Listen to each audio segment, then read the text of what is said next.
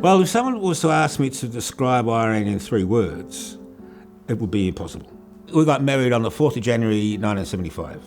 Irene was my older sister, but she was shorter than me, so I always referred to her as my little sister. When Irene was diagnosed, it was 1996. She'd had a doctor's appointment, and the doctor had done a breast checkup and said to Irene, "How long have you had this lump?" And it was like a whirlwind. Within a couple of days, she was in hospital. I'm sure that the nurses at the hospital were terrific when she was there for any kind of treatment or so on, but I'm pretty sure that once she'd finished for the day and gone home, that was it. There wasn't nothing else. And it was all new to all of us too. We didn't really know what questions we should be asking or who we should ask, or am I annoying the nurses? There wasn't much support at all at the hospital, not that I could see anyway.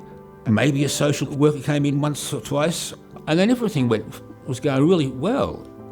And then it started to metastasize. She went through it all without fuss. Like the worst thing that we could do was feel sorry for her. The cancer came back 8 years later in the same spot. She was in and out of hospital a few times, and then the last time the doctor said, this could be the end.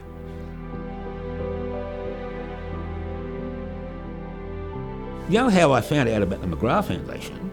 From the pink test. I think it was my elder sister. She said, look now, you've got to check your will. And then I found out from the internet about the breast care nurses and what they do, and I'm thinking, this is what Ree needed. This is what she should have had. From the very day that we got involved with them, it feels like family.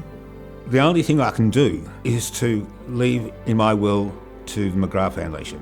Knowing that I've sorted out my will and left whatever I can to the foundation, it's the only word I can think is, for me, it's contentment. And I'm sure if Irene had been around, she would have said, that's what you've got to do, mate.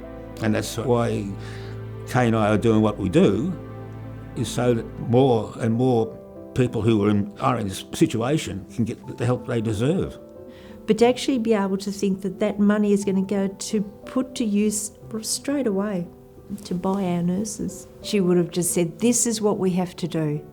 I'm one person, and there could be a million other people out there whose sister has just been diagnosed, or themselves.